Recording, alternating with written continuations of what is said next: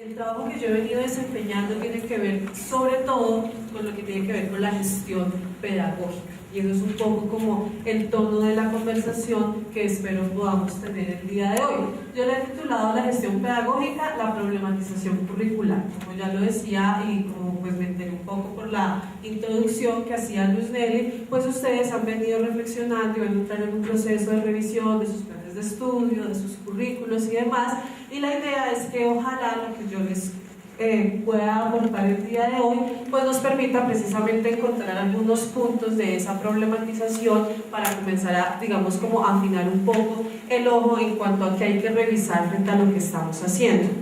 En ese orden de ideas, el objetivo pues como de la charla de hoy es precisamente generar un espacio de reflexión sobre lo que hacemos, pero vuelvo y les digo, en términos de la gestión pedagógica. Entonces aquí vamos a revisar un poco las cuestiones de los fines, en dónde estamos parados, pedagógicamente cómo se pueden aterrizar esos fines y didácticamente también cómo se puede aterrizar eso que por el momento está en un discurso.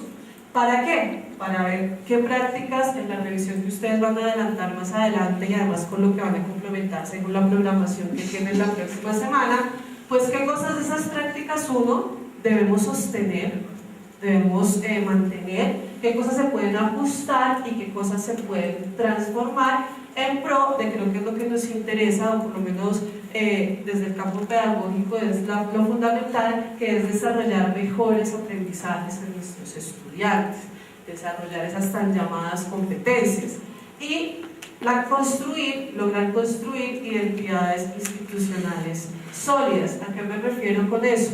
¿Qué distingue a un egresado del uniminuto?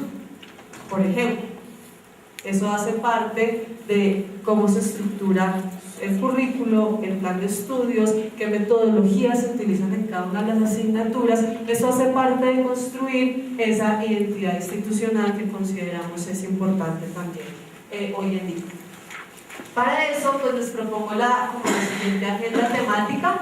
Son básicamente como 4 puntos que me gustaría conversar con ustedes.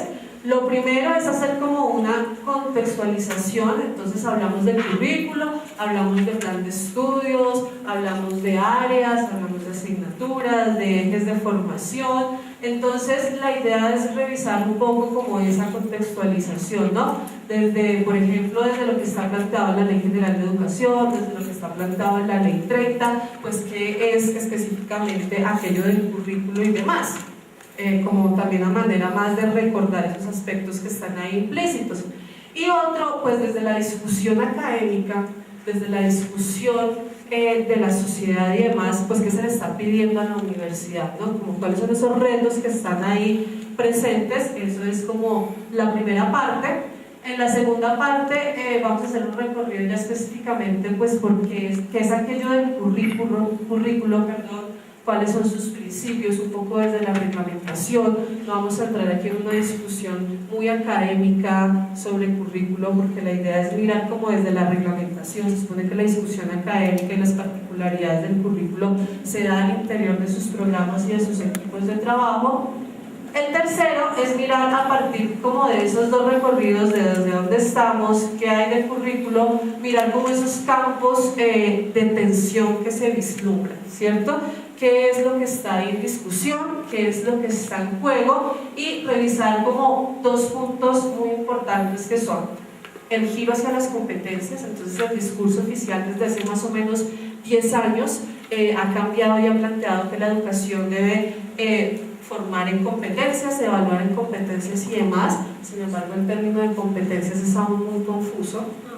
Entonces, ese es un punto de discusión, es un punto ahí de tensión, y obviamente eso nos lleva a preguntarnos por otro que también es muy importante y está íntimamente ligado, y pues tiene que ver con la evaluación, ¿no? Entonces, el concepto de competencias es todavía confuso, entonces eso también nos representa problemas de evaluación y demás.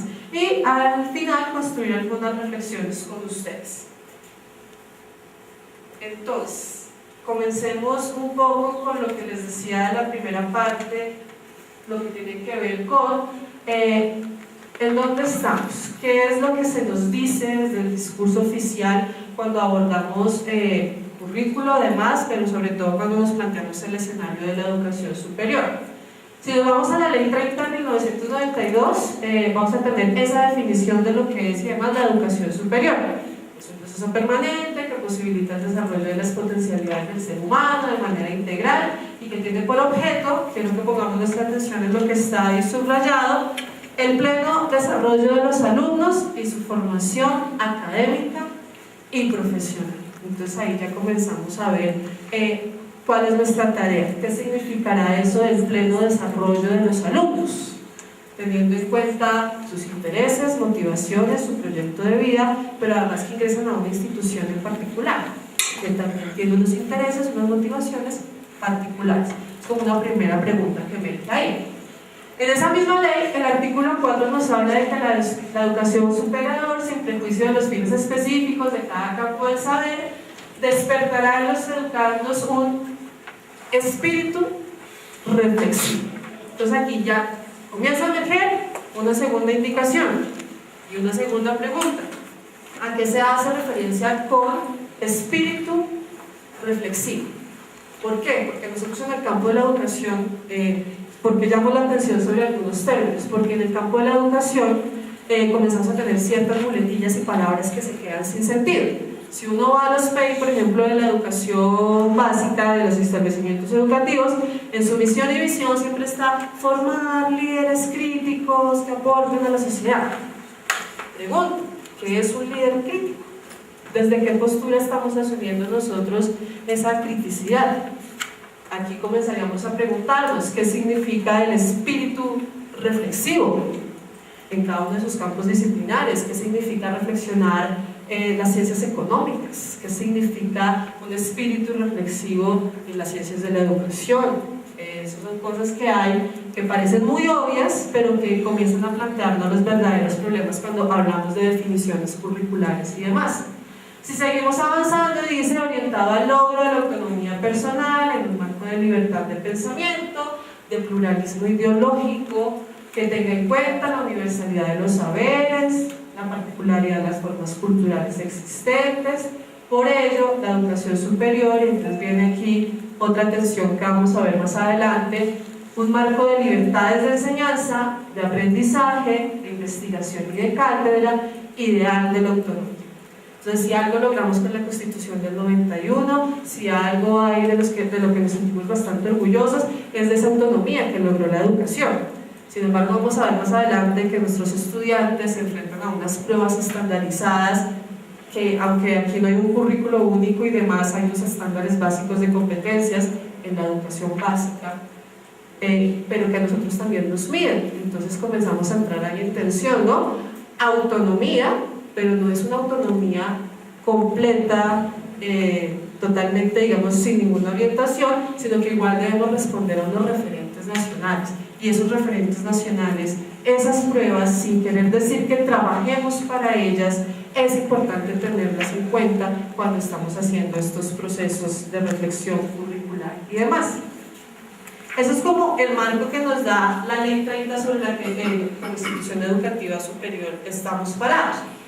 Y luego venimos con otro discurso emergente también desde hace más o menos unos 10 años, y es el discurso de la calidad en la educación.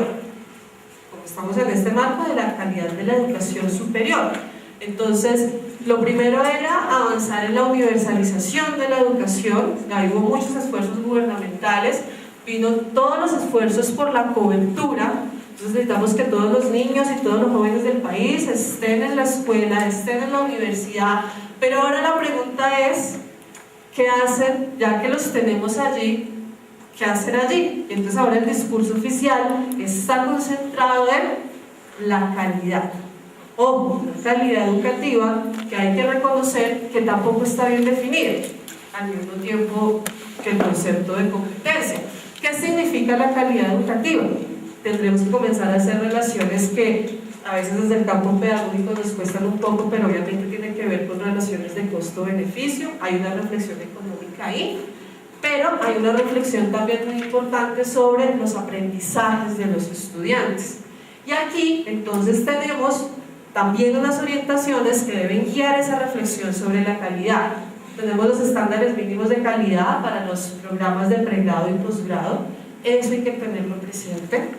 Tenemos los incentivos a la acreditación de la excelencia y algo que va a estar, que es un eje transversal que para algunos resulta un poco molesto, y es todo lo que tiene que ver con las políticas de evaluación estandarizada. Ese es importante tenerlo en cuenta, más no que sea nuestro único referente. ¿Qué vemos allí? Vemos un marco general, un marco orientador. Ahora los retos comienzan a ver en cómo ese marco general, en pedagogía manejamos un término que se llama la transposición didáctica, cómo ese saber que está ahí lo vuelvo saber escolar, lo vuelvo mío. Aquí hay que hacer algo parecido. Tengo un marco legal, ¿cuál es la reflexión que se da en la escuela y que se da en la institución educativa superior? ¿Cuál es la transposición que yo hago? Y eso es lo que tenemos que comenzar a preguntarnos. ¿Cómo aterrizo todo esto a nuestro programa de pregrado, a nuestro programa de maestría, a nuestro programa de especialización? Pero aún más, ¿cómo lo tengo yo en cuenta, profesor, que día a día simplemente está dictando una asignatura como Fundamentos de la Pedagogía? Por ejemplo, ese marco también hay que tenerlo ahí.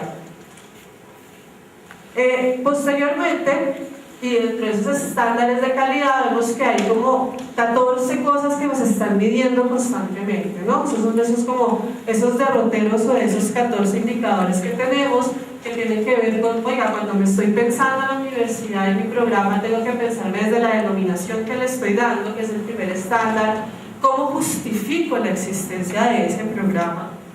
Y esto tenemos que comenzar a, si ustedes, digamos, sé que aquí hay personas que tienen cargos directivos, hay otras personas que no tienen, sino que somos el profesor de aula, pero eso también tenemos que pensarnos, ¿cómo justifico la existencia de mi materia?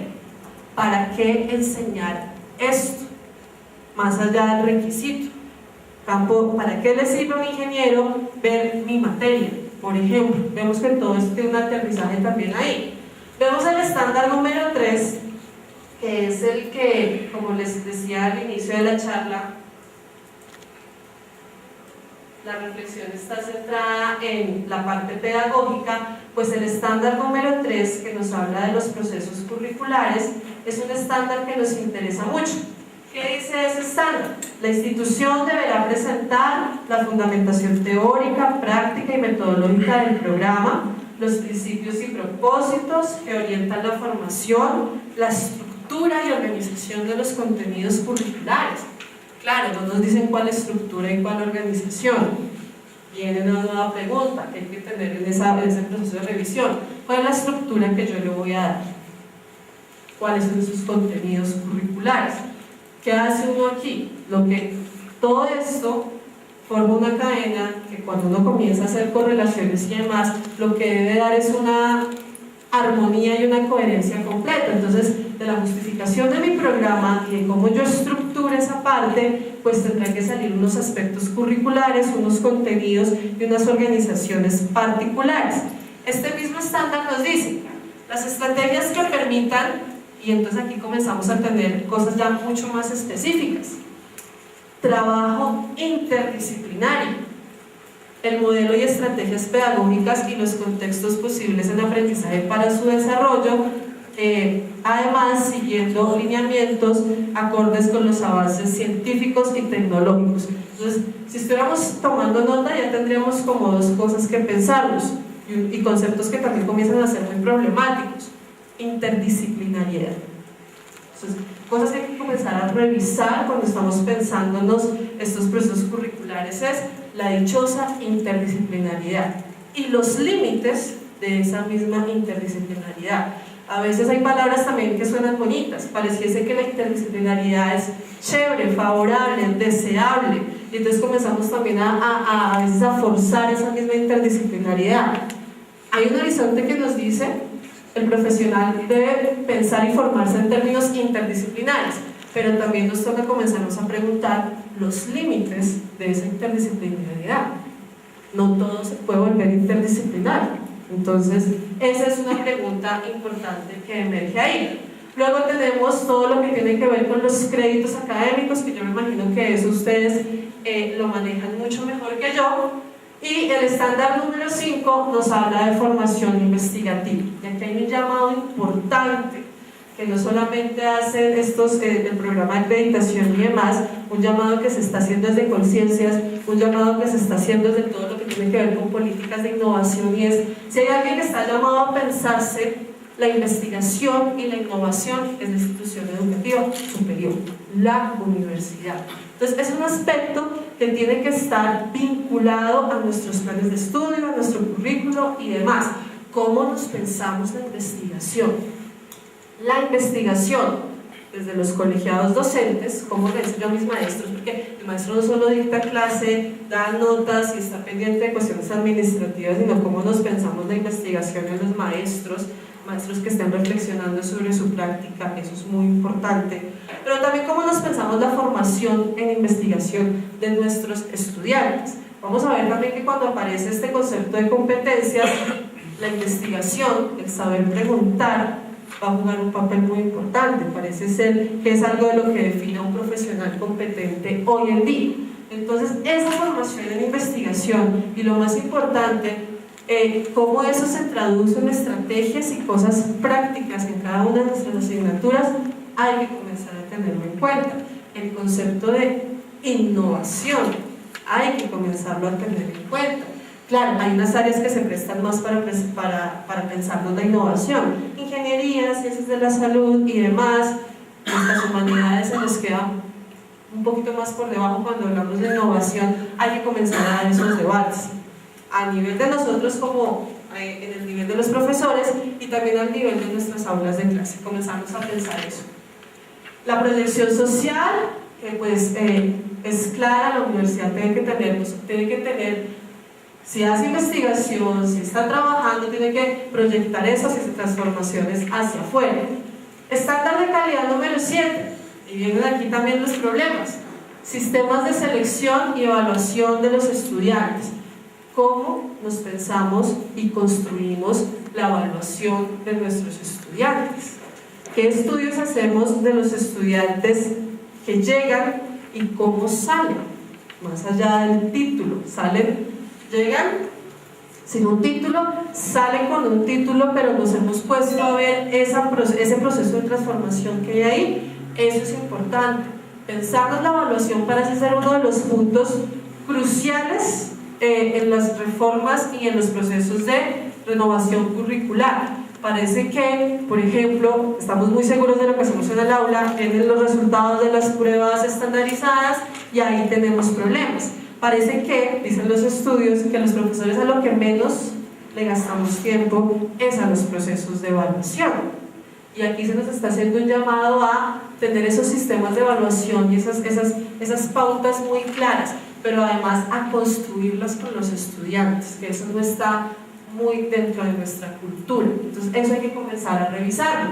Viene el estándar 8, que habla del personal académico, el 9, el 10, infraestructura, sobre eso no voy a ahondar, y viene el estándar 11, que también nos genera reflexión sobre lo pedagógico, y es obviamente la estructura académica y la estructura administrativa. Y aquí hay algo interesante que hace el discurso, y es ligar esas dos cosas. ¿Cómo la estructura administrativa favorece los procesos académicos? Eso hay que pensarlo y hay que revisarlo. O cómo la estructura administrativa entorpece o dificulta los procesos académicos.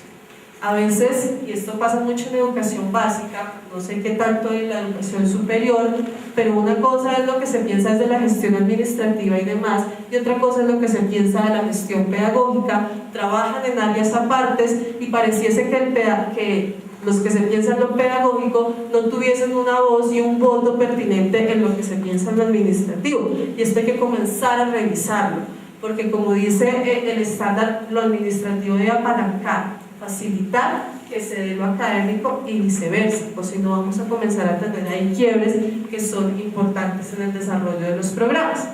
El 12, el 13, el 14, pues como ustedes lo pueden ver ahí, hablan de autoevaluación, pensándolo más en cómo autoevaluamos nuestros procesos institucionales, por eso no entro ahí, políticas y estrategias de seguimiento a egresados y todo lo que tiene que ver con bienestar universitario.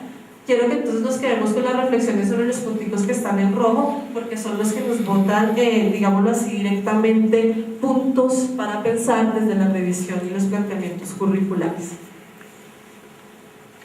Entonces, aquí comenzamos a abrir como desde lo que está planteado desde el discurso, que como les digo, esa primera parte es lo que está en el discurso oficial, en reglamentaciones, normatividad y demás, pero aquí se nos abre una primera pregunta que es interesante comenzar a que ustedes discutan.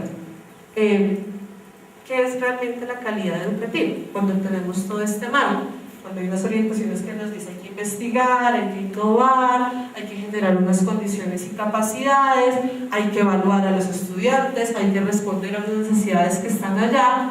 Eso es una primera pregunta que deberíamos revisar. ¿Qué es la calidad educativa? Que es una pregunta que no nos va a responder el discurso, por ejemplo, que está desde el Ministerio de Educación. Hay unas generalidades que se pueden interpretar de diversas formas, pero que hay que comenzar a pensar eso. Cuando la Uniminuto habla de calidad educativa, ¿a qué se está refiriendo? Eso es un carretazo, por así decirlo, teórico y demás, pero además hay que comenzar a ver cómo medimos esa calidad educativa. Si tenemos un estándar, si tenemos un indicador, si tenemos una meta, y cómo la volvemos, por así decirlo, operativa, cómo llego yo allá. Esas son cosas que hay que comenzar a revisar. Yo no sé si ustedes hasta ahí tienen alguna pregunta, ¿no? O comentar algo. Igual si ustedes van a tener una pregunta que quieren complementar, tienen algún disenso sobre alguna parte, lo vamos desarrollando en el momento. Eso es lo que dice el discurso y es como las primeras preguntas que emergen, como les decía, desde lo que está en el discurso oficial.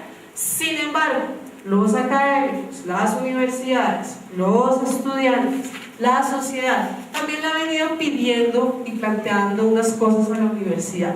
Por ejemplo, se está buscando, y es un reclamo, que la educación superior sea más incluyente.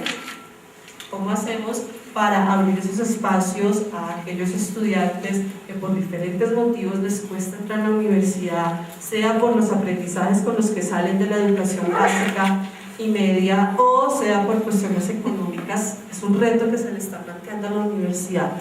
Más las puertas, salga de la universidad sin medida. Entonces, esto hay que revisarlo.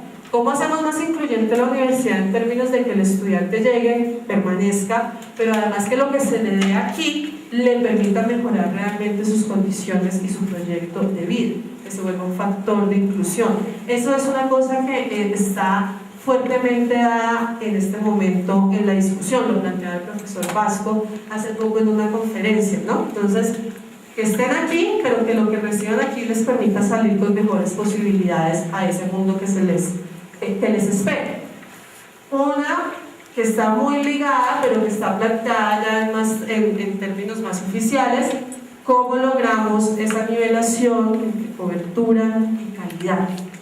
Eso es un factor fundamental. ¿Cómo hacemos que nuestra educación superior sea más crítica y reflexiva? Que no solamente forme profesionales, sino que también formen ciudadanos que contribuyan a ese proyecto de sociedad y demás. Eso es un factor muy importante. Una educación superior, que eso también nos ha costado mucho, que sea flexible. Entonces viene aquí todo el cuento de cómo nos pensamos. Hay algunos que no les gusta mucho el cuento, a mí particularmente no me gusta mucho, pero viene todo lo de estrategias de flexibilización de la educación superior. Entonces comenzamos a pensar en virtualizar un poco más la universidad, ¿no? Eso es importante, está ahí y hay que pensárselo.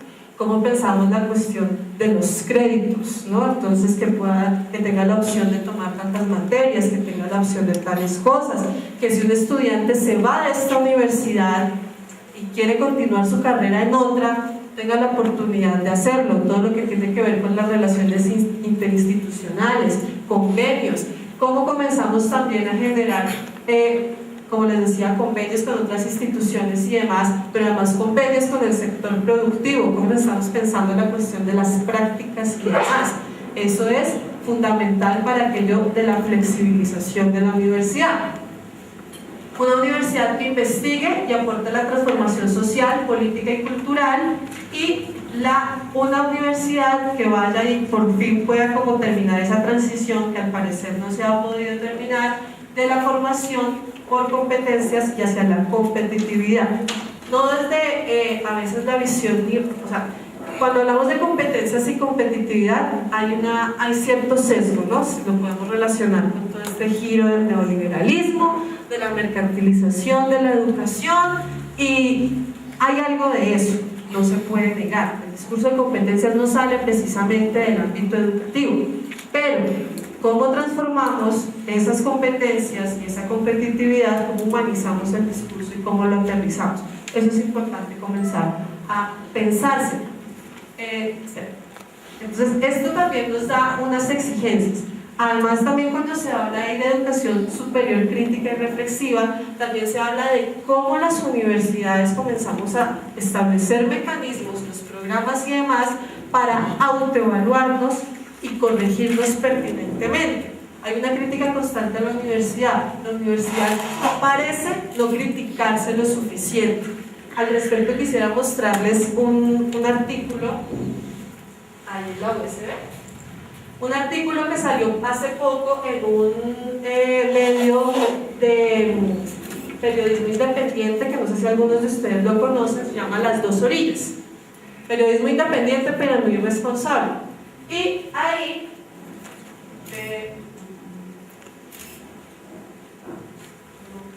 no lo copié. Bueno,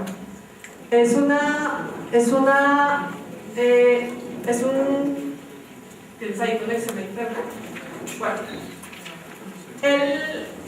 el artículo que hace el profesor Richard Tamayo, comunicador social, politólogo de la Universidad Javeriana, pero más asesor del Ministerio de Educación, cuenta 3 hechos muy importantes que han puesto otra vez como a pensar ese concepto de calidad de la educación superior. Él habla, no sé si ustedes escucharon hace poco una noticia que salió en El Espectador, de un maestro que tiene constantes quejas sobre abuso sexual en sus estudiantes que no han podido comprobar. Hacen el llamado al rector. La solución del rector es pasarlo de la jornada de la mañana a la jornada de la tarde. Esa es la solución que da el rector. Pone otro ejemplo y es un estudio que se hizo hace poco sobre las evaluaciones que nos hacen los estudiantes a los docentes, y pregunta: ¿qué se hace con las evaluaciones de los docentes que hacen los estudiantes a los docentes? Eso es algo que él pone ahí en cuestión.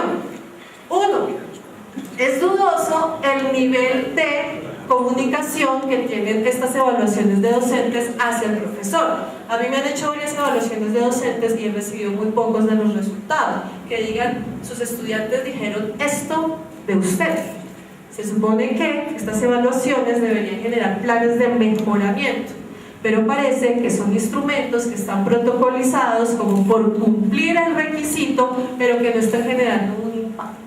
Y eso genera malestar en el docente. No sé qué dijeron, no sé qué pasó. Muy seguramente muchos de nosotros necesitamos que nos digan algo de lo que está ahí, pero también genera un malestar en los estudiantes. ¿Por qué? Porque hay profesores que desde su concepción, que también hay que revisar, porque no es pasar tampoco a la autocracia del estudiante, pero que están haciendo las cosas no muy bien, y son profesores que se mantienen y se mantienen en lo mismo. Entonces él pone, ya te doy la palabra, él pone también ese hecho ahí, y posteriormente pone otro hecho que ha sido mucho más publicitado, y fue la reciente el cierre que hicieron de los programas de la universidad, de la Fundación Universitaria San Martín, que hizo el ministerio, que cerró unos programas.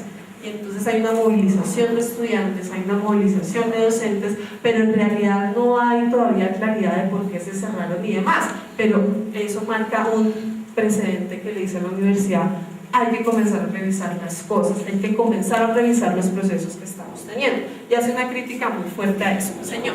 Si yo me someto a un proceso de evaluación, tengo el derecho de conocer mis resultados, ¿cierto? Sí. Tiene el derecho, pero es que además los procesos de evaluación tienen un fin, y es un fin muy importante. La evaluación no es un requisito simplemente, la evaluación tiene toda una fundamentación de el objetivo de evaluar es mejorar, suena eslogan, suena cliché, pero para eso es la evaluación. La evaluación es para medir. ¿Medir para qué? Para saber hasta dónde puedo llegar, cuánto me falta y qué debo mejorar. Ese es el espíritu de la evaluación, no solamente la de nosotros docentes, sino todo tipo de evaluación. Para eso está diseñada realmente, no para castigar, no tiene un fin punitivo, tiene que tener un fin de retroalimentar y formar en ambos casos. Entonces, eso es un poco también lo que se le dice a la universidad y es lo que tenemos que revisar también en nuestros programas y demás. No solamente poner los mejores estándares, no solamente contar con los mejores maestros, sino también contar con los mejores mecanismos que nos permitan revisarnos como institución, revisarnos como programa, revisarnos como área y demás. Entonces, ese es como el primer marco, ahí estamos parados, tenemos aquí unos retos, como les decía, a nivel de lo que nos piden las instancias gubernamentales y demás, y a nivel de lo que nos está exigiendo la sociedad. Y eso, definitivamente, tiene un punto de anclaje y un punto muy importante, y es gran parte de la solución y de la pensada de esas exigencias se da en lo que es la parte curricular, ¿sí? El currículo es el corazón de la institución educativa. El currículo es mi marco de acción, es lo que me orienta, es lo que me permite también ser diferente a. Es mi currículo y mi plan de estudios y demás de la Uniminuto me hace diferente a el de la Universidad de La Sabana. Ahí se marca una diferencia.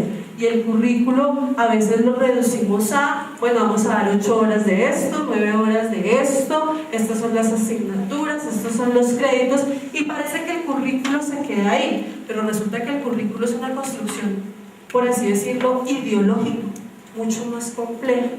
Entonces, vemos por ejemplo, aquí voy a tomar la Ley General de Educación 115, la del 94, que está orientada más a la educación básica, pero vamos a ver que es que la educación básica tiene algunas claridades y demás que la institución educativa superior a veces se nos pierden un poco.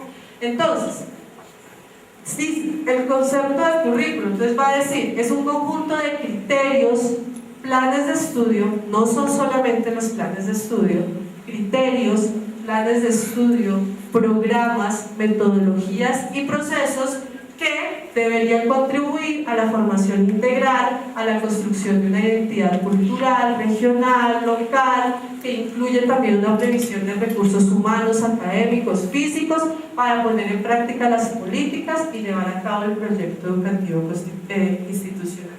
Entonces vemos como toda la dimensión que tiene el currículo, cosas que debemos comenzar a plantearnos. Bueno, a veces tenemos claro los planes de estudio, los programas, pero las metodologías y los procesos se nos pierden. A veces nos escudamos en la autonomía, que la ganamos y no la podemos dejar perder, pero tener una orientación metodológica no riñe con una autonomía de cátedra, por ejemplo. Eso es necesario tenerlo en cuenta. Pedagógicamente y didácticamente, ¿a qué le apostamos? Oiga, antes nos decían que es necesario que los chicos tengan una formación en investigación. Didácticamente, ¿cómo aterrizo eso en el aula? No, es que yo desde lectoescritura, que es mi materia, no investigo. ¿Será? Entonces eso hay que comenzarlo a pensar. No, es que mi clase es básicamente, como el día de hoy, una exposición magistral, ¿sí? Porque es que necesito que tengan claros ciertos conceptos y demás. ¿Qué tanto contribuye eso a la formación de un pensamiento crítico? Eso hay que comenzar a pensarlo desde ahí. Posteriormente nos van a decir, como vemos, el currículo es el marco más amplio. Entonces tenemos criterios, planes, estudios, programas, por eso les decía, es el corazón de lo que hacemos.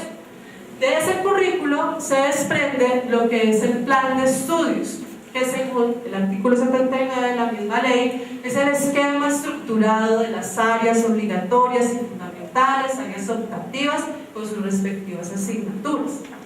Entonces, desde la educación básica tenemos unas áreas obligatorias, son 6 y demás. Aquí tendríamos que comenzar a revisar cuáles son las áreas obligatorias, cuáles son las fundamentales, cuáles son las optativas. Eso tiene que ver con el campo profesional, el profesional que estamos formando y demás, pero tiene también que ver con esto, ¿no? Eso de la integralidad del estudiante, ¿a qué hace referencia? Eso me tiene que dar una orientación sobre cuáles son esas optativas, selectivas y demás que yo voy a ofrecer. Si yo hago parte de esos profesores que da una electiva, ¿cómo contribuye mi electiva y en dónde estoy parado? Eso hay que comenzar a revisarlo. Y posteriormente dice, ese plan de estudios también incluye los logros, competencias y conocimientos que los estudiantes deben alcanzar y adquirir al finalizar cada uno de los periodos del año escolar. Les repito, esto está centrado en la educación básica, pero es que aquí tenemos una cosa que es muy importante. Los profesores de educación básica parecemos tener más claro qué debe saber el niño al terminar quinto y al terminar sexto y al terminar séptimo. Parecemos tenerlo más claro. En la educación superior a veces nos pierde un poco eso. Cuando termino primer semestre y ya vi fundamentos 1 de matemáticas, ¿qué cosas definitivamente debería tener clase? Esa es la pensada del profesor, ¿no? Entonces, ¿qué cosas definitivamente debo tener clases? ¿Qué cosas va a seguir consolidando? Y eso va a afectar nuestro proceso de evaluación, ¿no? A veces la eterna lucha del 2.8, el 2.9 y el 3, que para nosotros es una cosa complicada, pero que al estudiante le representa perder una materia o pasarla, por ejemplo, tiene que ver con eso. El estudiante de 2.9, ¿qué fue lo que le faltó? ¿Definitivamente no tiene el techo o le pongo el 3 y no pasa nada? Son reflexiones que están ahí, que son importantes tenerlas presentes. Nosotros sabemos hasta dónde va nuestra clase temáticamente y demás, pero a veces nos cuesta ponerlo en actitudes, conocimientos de los estudiantes. Eso hay que volverlo mucho más claro para nuestro bienestar, pero también para ser más responsable al estudiante de su proceso. Si el estudiante ya sabe que al terminar la materia debe saber tal cosa, va a comenzar a tener también una conciencia y una mayor autonomía sobre su proceso de aprendizaje. Y eso lo podemos revisar ahí. La siguiente, por favor. Entonces, como vemos, son tres cosas muy básicas, pero que nos generan unas preguntas. Digamos que dentro de las cosas que me comentaba Paola, que me comentaba Liliana y demás,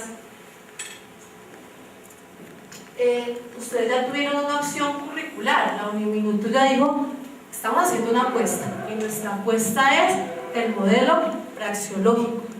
Esa es nuestra apuesta, eso es lo que nos orienta y eso es lo que nos da nuestros criterios, nuestras metodologías y demás.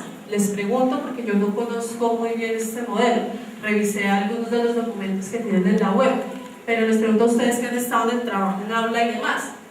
En este caso particular de la Uniminuto, ¿qué significa la apuesta de un modelo praxeológico en términos curriculares, en términos de fines, en términos de comenzar a conciliar eso que tiene esas orientaciones generales que nos da el discurso gubernamental y demás? Entonces ahí comenzamos ya, eso hay que reflexionarlo, ¿no? Porque yo puedo ser de la teoría crítica o puedo creerme socioconstructivista y demás, pero resulta que yo estoy trabajando en la Uniminuto y la Uniminuto le apunta a la praxeología. Eso hay que comenzar a conciliar, porque igual estamos en un marco institucional. Como les digo, esto no riñe con la autonomía, no es que comenzamos a sentirnos cohibidos y demás, pero hay que comenzar a articular. Entonces, ¿eso qué significa? Un poco más específico. Cuando estoy parado desde un modelo praxeológico, ¿eso qué implicaciones tiene de orden pedagógico y didáctico en el plan de estudios y en la estructuración de cada año? ¿O no las tiene? Eso hay que comenzar a preguntarse. Oiga, es que yo vi algo que me pareció interesante cuando les leía los papers que encontré y decía, bueno, hay como estas fases clave: ver, juzgar, actuar y una última etapa que es la devolución creativa, desde ese marco que ustedes tienen ahí. Les pregunto entonces, ¿dónde queda eso del ver, juzgar, actuar y esa devolución creativa? Cuando estoy organizando yo mis sílabos de la materia, ¿realmente tengo en cuenta eso de ver, juzgar, devolución creativa? Porque eso juega un papel, o debería jugar un papel. Eso didácticamente tiene unas implicaciones complejas. ¿Qué metodologías y cómo estructuro yo mis procesos de enseñanza para que el chico realmente pueda desarrollar eso? Muy seguramente nuestras asignaturas están más centradas en alguno de esos campos, que es la siguiente pregunta: ¿dónde veo representado mi campo disciplinar? Si yo dicto una materia, por ejemplo, de fundamentos, creo yo, y aquí comienzo a pensar en borrador, tal vez eso se le apunta más al ver, ¿no? Que el estudiante tenga herramientas para agudizar, porque no es cualquier ver, ¿no? Entonces, estas materias de fundamentos le brindan a los estudiantes los elementos necesarios para agudizar esas capacidades, para saber qué es lo que tienen que ver. Por ejemplo, yo vi entre algo que también que ustedes me comentaron, que parece que hay un área transversal que le apunta al emprendimiento, que también es un tema que está muy presente últimamente en el discurso oficial. Ese emprendimiento parece ser que tiene que ver con algo así como la evolución creativa, pero miren que esto tampoco está tan chalado. Miren que el discurso oficial nos dice: oiga, se le está exigiendo a la universidad una transformación, una innovación, una proyección social, y parece que la evolución creativa puede apuntarle a eso. Tenemos que comenzar a buscar las articulaciones. El estudiante, si uno no lo crea, cuando elige universidad revisa muchas cosas, va a revisar esto, muy seguramente en su inducción le van a decir cosas de esto, y muy seguramente él espera verlo, y el ideal sería que lo pudiera ver representado en los procesos pedagógicos a los que se enfrenta día a día en sus clases. Entonces, esto hay que comenzar a revisarlo, hay que comenzar a tenerlo en cuenta. ¿Por qué? Porque es el modelo en el que estamos, porque nosotros, Uniminuto ya definió que el corazón curricular está ahí, en el modelo praxeológico. Entonces hay que comenzar a revisar eso, sobre todo, no tanto en el discurso, sino en las implicaciones que tiene ese discurso. Hay que comenzar, como les digo, a hacer una tarea de transposición, porque es que también a veces en la universidad, y sobre todo los que pedagogos y demás, nos gusta dejarlo todo muy en el campo de la idea, el debate, la discusión, que es muy sana y es necesaria, pero que después no aterrizamos. Entonces hay que comenzar a hacer esa transposición. Entonces es como una pregunta que sería interesante que además fortaleciéramos con todo lo que viene la otra semana, y es cómo aterrizamos eso teniendo en cuenta que hay un modelo praxeológico que parece ser el referente que deberíamos tener en cuenta. Yo no sé si ustedes tienen ahí una pregunta o si ya han comenzado estas reflexiones sobre lo praxeológico y cómo esto va a comenzar a aterrizarse en los programas.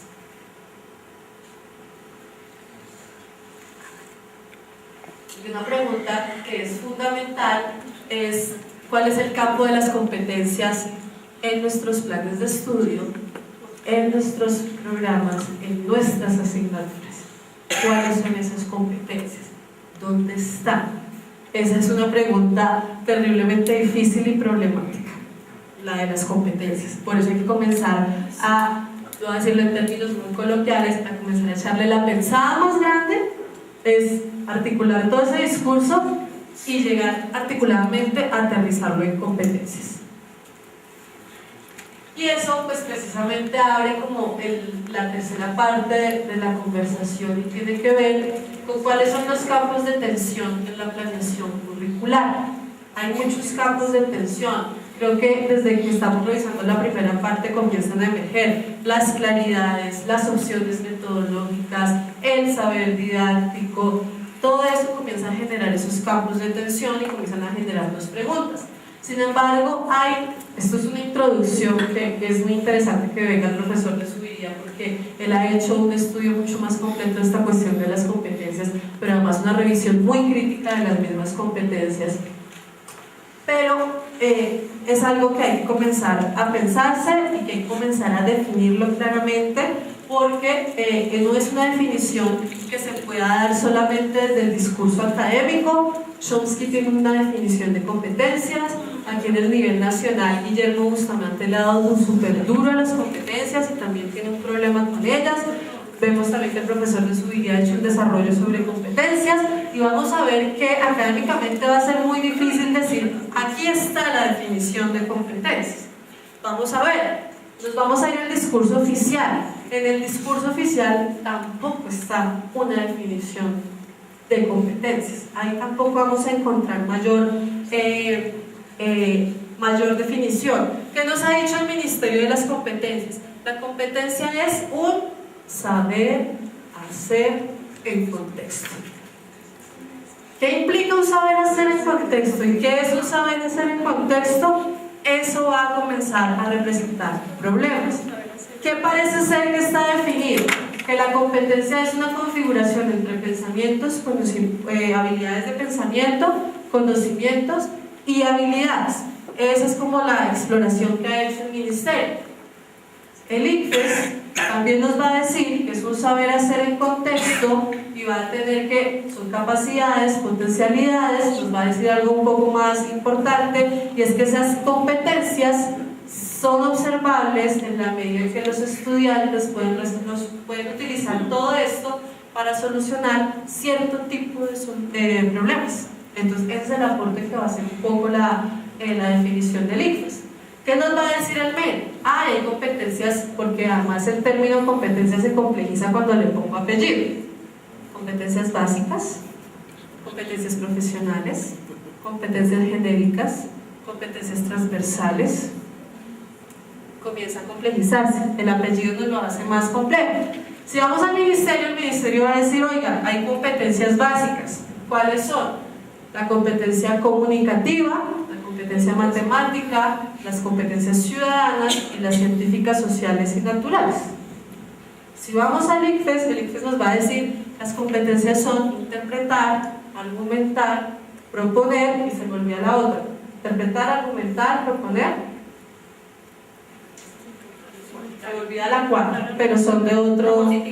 Y proponer. Y son esas cuatro. Claro, competencias profesionales. ¿Qué hay que comenzar a ver aquí? Nuevamente, tenemos que hacer un trabajo de comenzar a tejer. No son excluyentes. Uno debería decir, todo estudiante debería argumentar, debería tener una capacidad de argumentar, de proponer y demás. Si yo estoy diciendo que un estudiante argumenta, obviamente le estoy apuntando una cosa que tiene que ver evidentemente con lo comunicativo, por ejemplo. Entonces hay que comenzar a revisar esos discursos, pero lo más importante es tomar una posición, construir una posición. Entonces, ese es el llamado y es el trabajo cuando hablamos de estas reflexiones curriculares.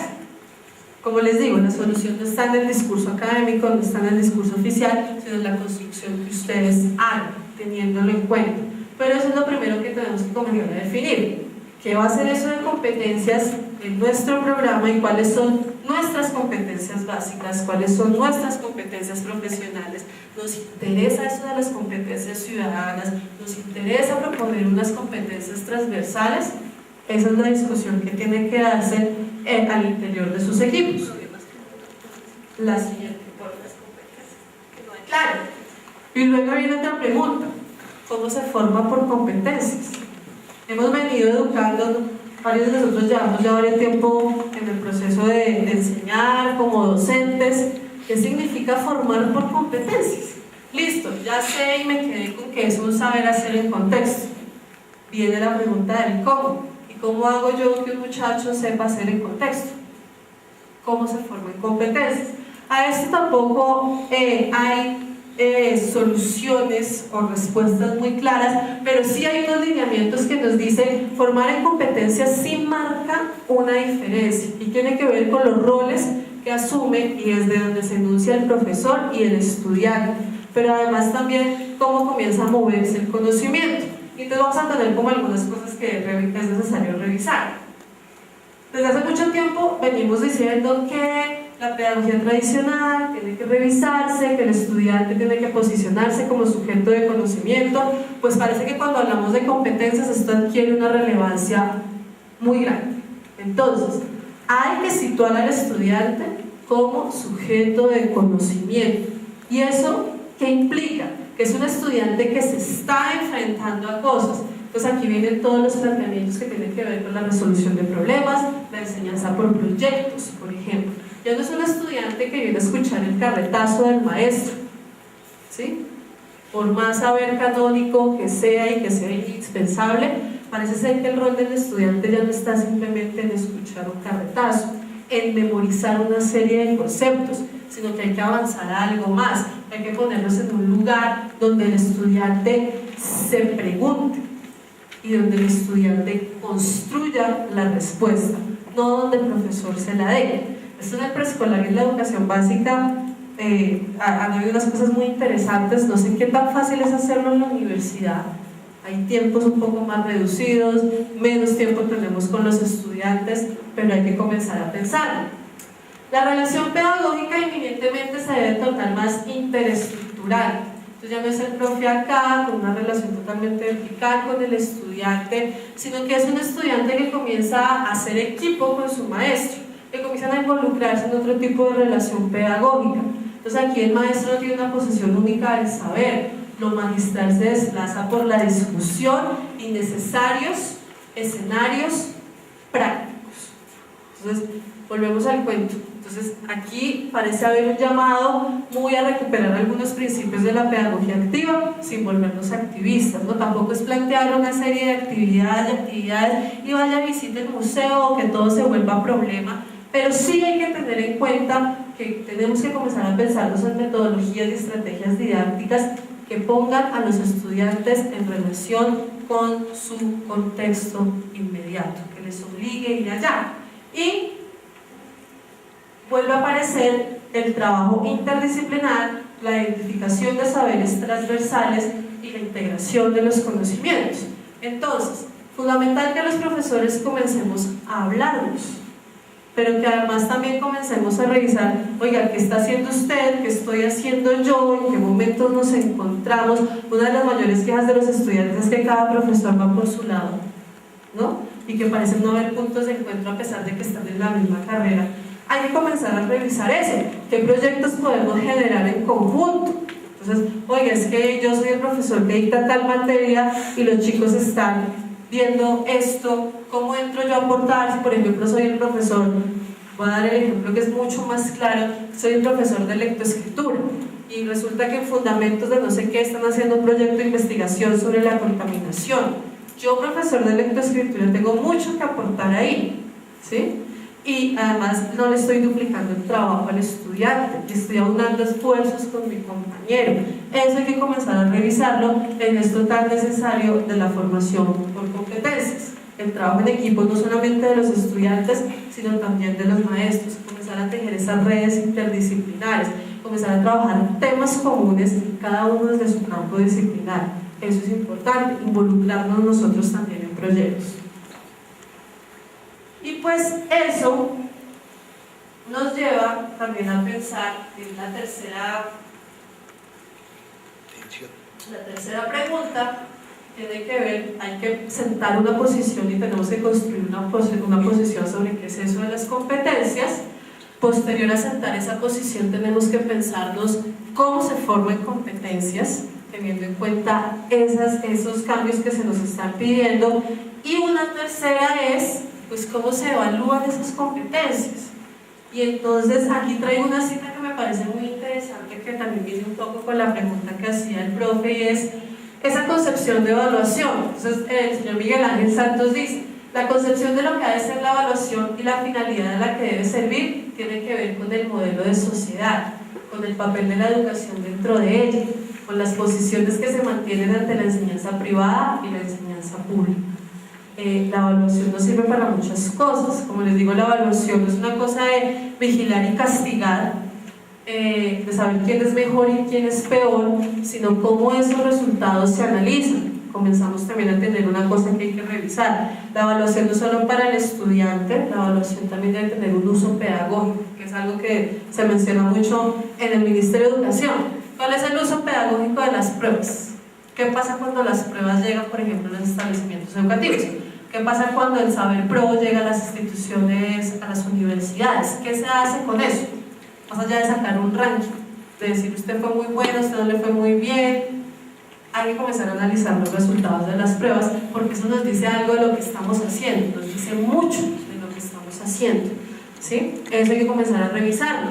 hay que comenzar a revisar lo de la evaluación de los docentes. ¿Qué nos dice la percepción de los estudiantes? ¿Dice algo de mi labor? ¿Dice algo de lo que estoy haciendo? Y eso también hay que analizarlo. Y una cosa también de la que se quejan mucho los estudiantes, la evaluación que hacen los maestros, no en términos de resultados, en términos de calidad de la retroalimentación.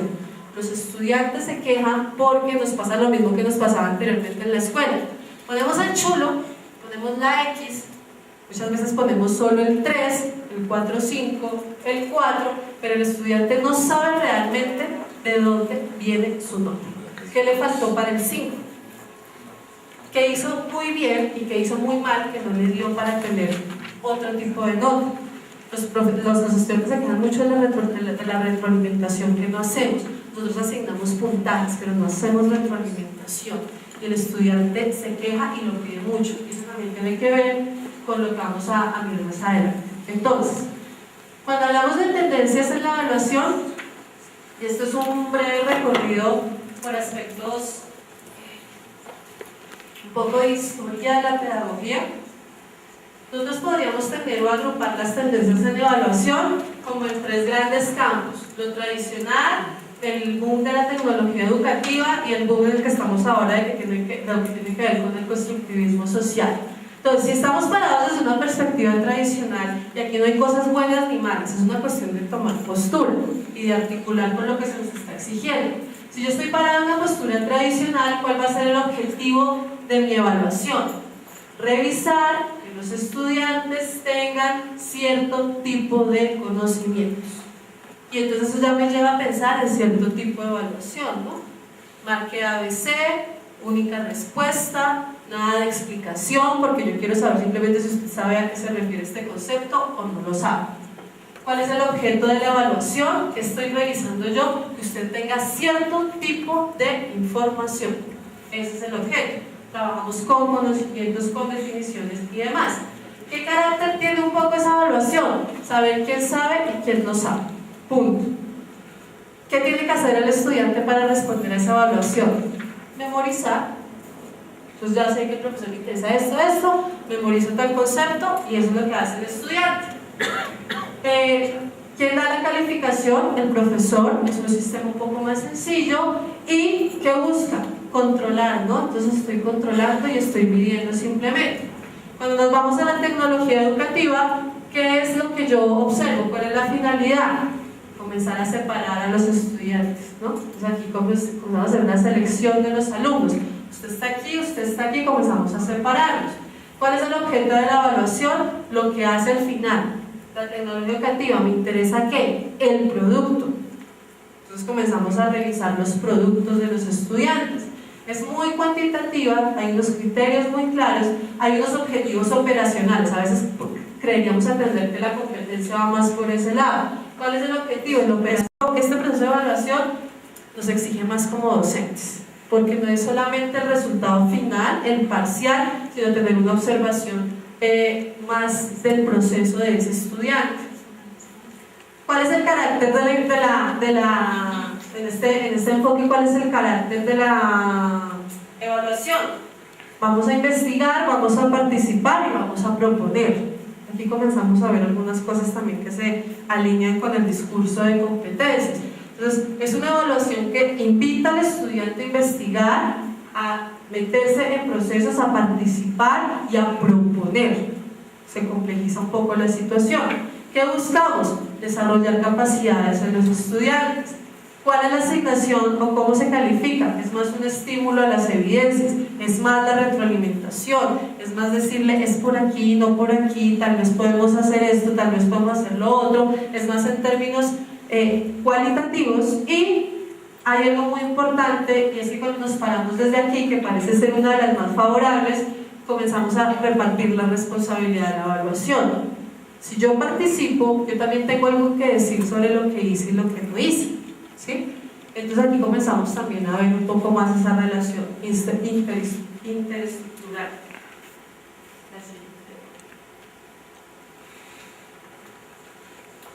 Eso nos lleva a pensar que cuando pensamos en evaluación por competencias, debemos tratar de generar procesos de evaluación más holísticos e integradores. Y eso como se vuelve un poco más tangible. Primero, tenemos que comenzar a pensar en procesos de evaluación continua. No solamente el parcial final, no solamente el parcial para sacarle la nota del primer corte, sino que comenzar a pensar en procesos que nos permitan evidenciar esas cosas y el proceso en el estudiante. Hay una cosa importante, la evaluación, porque a veces tendemos a irnos como a los extremos. Entonces no, al parecer eso de lo tradicional es muy malo, entonces ya no le voy a exigir que memorice o que sepa unas cosas. No, es importante que el estudiante sepa aspectos conceptuales y lo sepa bien. Entonces, este proceso de evaluación, así hablemos de competencias y de saber hacer el contexto, pues necesita que nuestros estudiantes tengan ciertos conceptos muy claros, que reconozcan esos conceptos, que los relacionen, no solamente que los reciten. La pedagogía es la reflexión sobre no, que los reconozcan, que los puedan relacionar, que los puedan articular con otros, que los puedan ejemplificar. Eso es importante comenzar a tenerlo en cuenta. Entonces preguntémonos en nuestra asignatura cuáles son esos conceptos que son básicos que el estudiante aprende. Eso hay que tenerlo claro y el estudiante también debe tenerlo claro. Oiga, todo comunicador social debe tener este concepto muy claro y eso también nos va indicando, nos va dando esos indicadores de los que le hablaba de cuándo usted puede pasar y cuándo no. Entonces, ¿cuáles son los aspectos conceptuales? Y eso no solamente, entonces, ¿cómo podemos comenzar a revisarlos? Aquí juega un papel muy importante cosas como involucrar a los estudiantes en procesos de producción escrita, ¿no? No solamente el defina, el marque con una X, yo sé que eso también es ponernos una soga al cuello por lo que significa en términos de tiempos de evaluación de nosotros, pero es importante involucrar a los estudiantes en hagan un ensayo, hagan un resumen, hagan un pequeño trabajo monográfico, retomemos cuestiones como el examen oral, las discusiones y los debates en clase. Eso me permite evidenciar, sin generar una situación de evaluación escrita, si el estudiante tiene y maneja o no un concepto. Comencemos a pensar en esas estrategias, diversifiquemos la evaluación. Pero no debemos quedarnos solo con el concepto. También hay que revisar, y cosas que tenemos que comenzar a incluir en nuestros procesos de evaluación son revisar los procedimientos. Entonces, el estudiante explica, el estudiante reflexiona, es capaz de extrapolar cosas. Eso es importante comenzar a revisarlo, ¿no? Entonces, ¿qué procedimientos en nuestro campo disciplinar, qué procedimientos en nuestras asignaturas son fundamentales y habría que evaluar?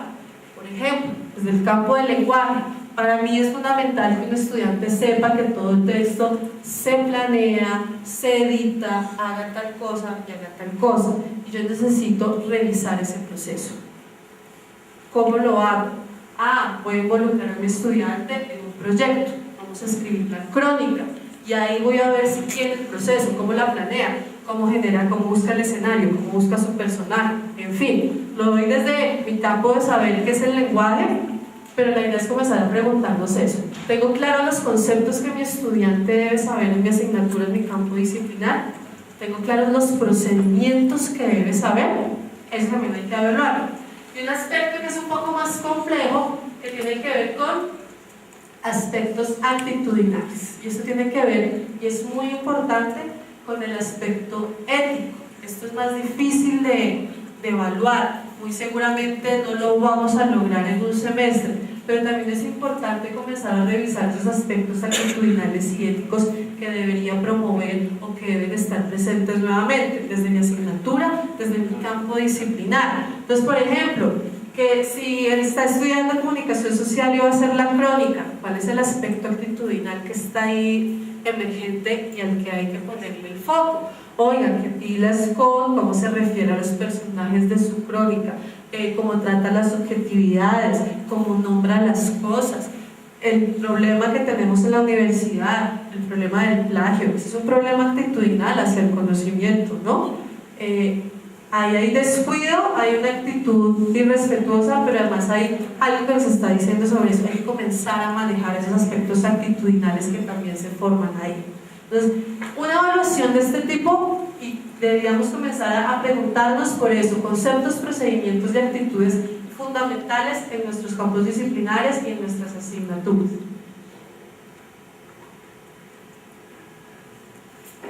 Yo no sé si ustedes hasta ahí tengan alguna pregunta.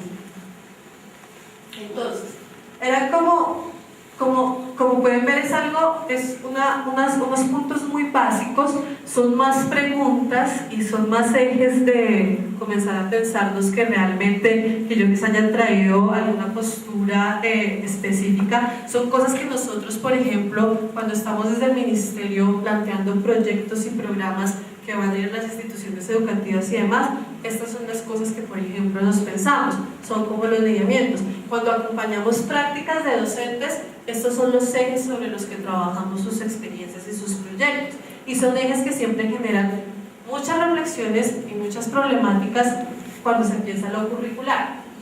Hay unas cosas que son fundamentales y que quisiera, ya pensándolo más en el trabajo que se hace concretamente en las asignaturas con los estudiantes, cosas que son vitales.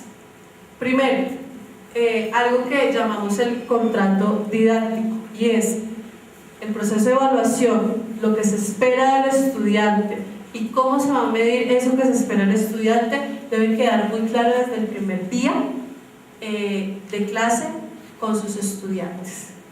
El estudiante debe saber qué se espera de él, cómo lo va a desarrollar el maestro y cómo se le va a evaluar. Eso es fundamental, llamamos la transparencia del contrato didáctico, pero además es algo muy importante en la medida en que, como les decía al inicio, este tipo de cosas, este tipo de pactos le permiten al estudiante también responsabilizarse de su aprendizaje. Eso es fundamental. Dar cabida a los procesos de autoevaluación, coevaluación y heteroevaluación. Esto siempre en los programas aparece. Yo hago momentos de autoevaluación, heteroevaluación y coevaluación, pero son momentos de papel, realmente, ¿no? Entonces es importante comenzarnos a pensar eso.